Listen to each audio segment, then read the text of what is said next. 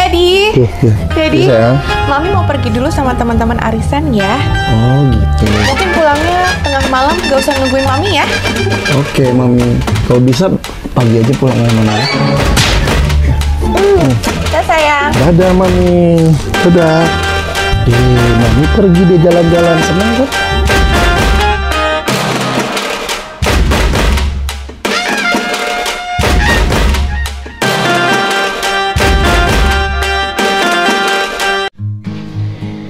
Ketergantungan narkoba dapat dikategorikan sebagai gangguan mental atau gangguan jiwa. Jadi, orang-orang yang mengalami adiksi atau ketergantungan terhadap zat-zat terlarang atau narkoba termasuk di dalam gangguan jiwa. Mengapa demikian? Dalam diagnostik Statistical Manual of Mental Disorder yang kelima atau DSM-5 merupakan manual diagnostik utama dalam bidang kesehatan mental atau jiwa. Tergantungan narkoba termasuk dalam kelompok gangguan penggunaan zat. Gangguan penggunaan zat menyangkut penggunaan zat yang dapat menyebabkan masalah kesehatan fisik, psikologis, dan sosial. Kriteria diagnostik untuk gangguan penggunaan zat mencakup gejala seperti bisa mengalami kehilangan kendali atas penggunaan zat. Jadi ketika menghentikan penggunaan zat tersebut maka akan kehilangan kendali. Itu pula kenapa ketika seorang pecandu narkoba seringkali menggunakan narkoba secara berulang. Kemudian juga mengalami kesulitan menghentikan penggunaan. Karena apa? Ketika ada trigger atau pemicu yang membuat dia menjadi tidak nyaman, maka akan berusaha mencari barang itu. Maka itu perlu adanya relapse prevention untuk mengelola emosi supaya tidak men-trigger untuk menemui orang sesama pemakai atau mencari barang. Kemudian juga mempunyai toleransi yang meningkat, artinya bahwa seorang pengguna narkoba apalagi sudah adiksi pastinya akan mengalami toleransi. Bisa jadi ketika dulu menggunakan dosis tertentu, ketika ingin menggunakan lagi bisa jadi sudah mengalami toleransi sehingga harus menggunakan dosis yang lebih tinggi. Itu pula terkadang tidak mungkin hanya akan menggunakan dosis yang sama, bahkan sudah mix ya. Ada penggunaan sabu-sabu dengan narkoba lain, misalnya heximer. Nah, kemudian juga mengalami penarikan. Apa? Ya tentu akan mengalami keluhan-keluhan fisik, sosial ya, tidak tertarik dalam hubungan sosial, di dalam pergaulan. Nah, itu pula yang akhirnya mempersulit untuk menyelesaikan masalah ketika ada masalah terjadi dalam kehidupannya. Kemudian penggunaan zat yang terus-menerus meskipun menyadari dampak negatifnya tetap saja dilakukan, dan penggunaan yang menyebabkan gangguan dalam fungsi sosial, pekerjaan, atau kegiatan sehari-hari.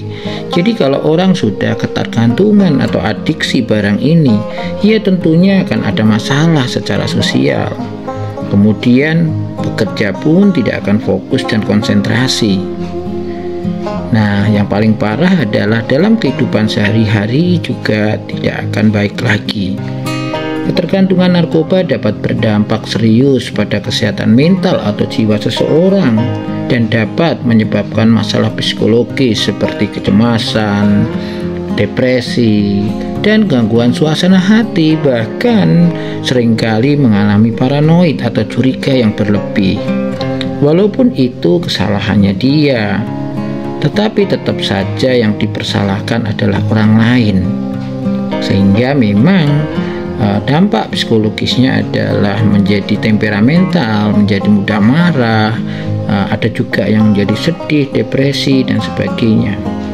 Oleh karena itu, tentu penanganan ketergantungan narkoba sering melibatkan pendekatan holistik yang mencakup aspek fisik dan psikologis serta dukungan sosial.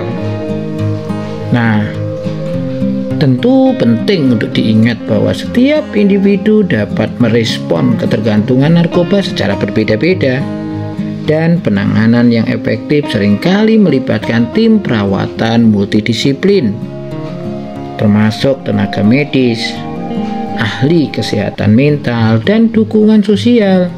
Dukungan sosial dari teman, kerabat, dari suami, dari istri, ya. Tentu ini sangat penting sekali. Jika Anda atau seseorang yang Anda kenal mengalami masalah ketergantungan narkoba ini, tentu segera mencari bantuan dari profesional kesehatan atau lembaga rehabilitasi yang kompeten. Jangan lupa, untuk keberhasilan menjalani rehabilitasi nafsa tentu tidak cukup hanya ditampung beberapa bulan kemudian menjalankan aktivitas fisik. Memang tentu akan membaik, tentu akan tidak menggunakan, ya, karena memang nggak ada barangnya. Tapi ketika keluar dari panti rehab, bisa jadi ketika mengalami ketidaknyamanan atau ketidakpastian, ketidakjelasan terkait masalah dalam kegiatan hariannya, mungkin konfliknya nggak selesai dengan pasangan atau dengan orang lain, tentu akan memicu ketidaknyamanan, kecemasan, sehingga akan berusaha untuk mencari lagi barang yang sama, bahkan akan nambah jenisnya. Sehingga penting untuk melakukan rela prevention secara bertahap. Cuma persoalannya, rela prevention ini tentu tidak bisa dilakukan oleh sembarangan orang. Perlu dilakukan oleh profesional kesehatan jiwa yang memang menguasai di bidangnya. Yang pasti tujuan dari rela prevention ini untuk bagaimana bisa membuat seseorang mindsetnya berubah, pikirannya berubah, cara pandang tentang persoalan yang sedang dihadapi berubah, sehingga bisa menetapkan sebuah komitmen untuk bagaimana mengatasi ketidaknyamanan, mengatasi masalah yang sedang dihadapi. Itu kira-kira informasi terkait ketergantungan nafsa. Semoga manfaat.